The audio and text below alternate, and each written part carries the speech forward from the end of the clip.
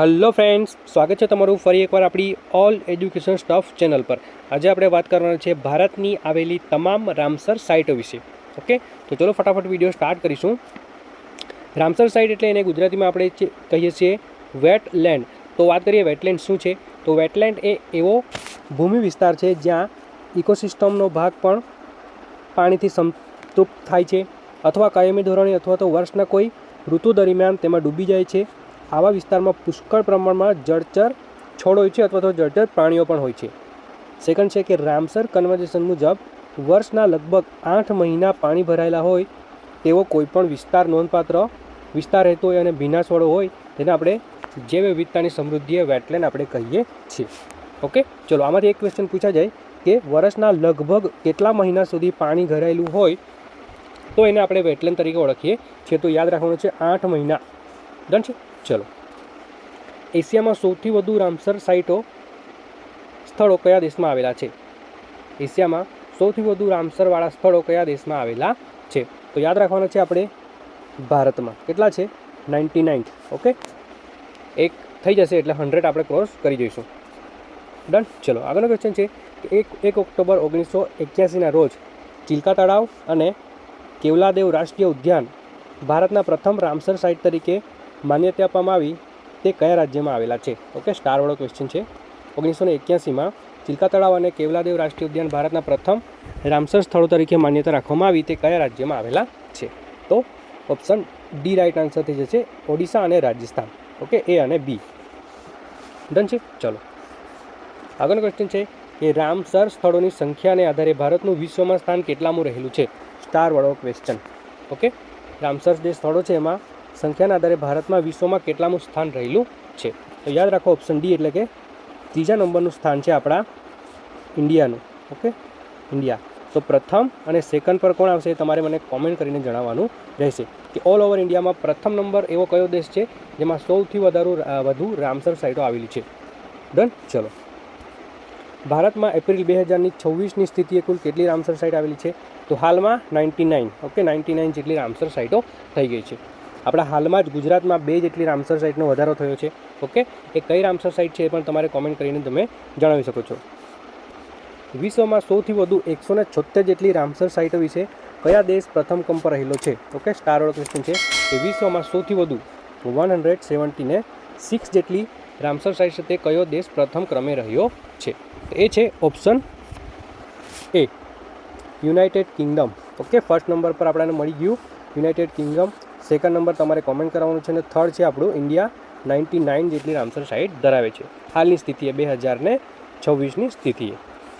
ચલો, ભારતનો સૌથી નાની વેટલેન્ડ સાઇટ રેણુકા વેટલેન્ડ છે તે કયા રાજ્યમાં આવેલી છે? ઓકે, આ પણ સ્ટારવાળો ક્વેશ્ચન છે કે ભારતમાં સૌથી નાની વેટલેન્ડ સાઇટ છે જે રેણુકા વેટલેન્ડ છે। ઓકે, નામ છે એનું રેણુકા વેટલેન્ડ, તે હાલમાં કયા રાજ્યમાં આવેલી છે?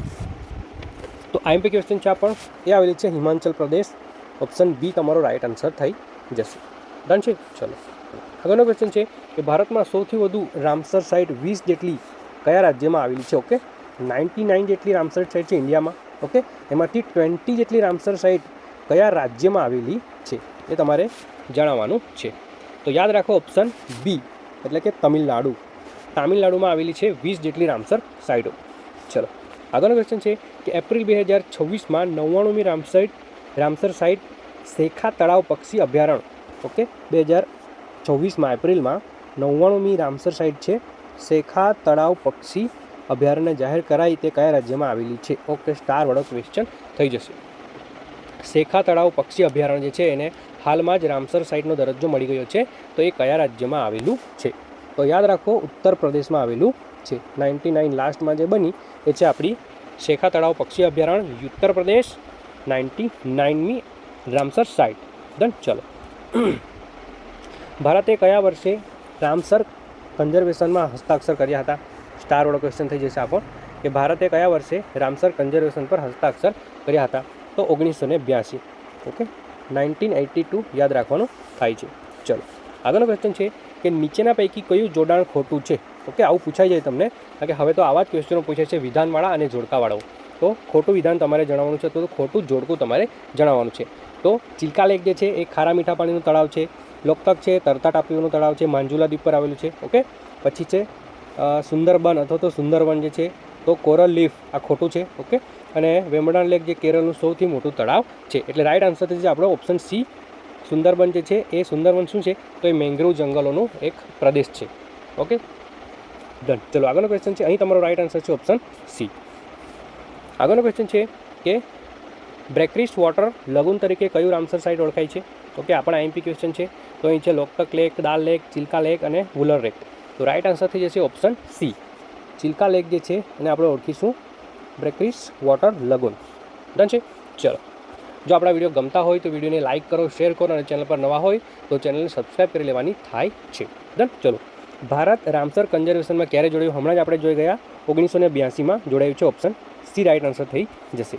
ચલો, વિશ્વનું સૌથી મોટું મેંગ્રુવ જંગલ કયું છે?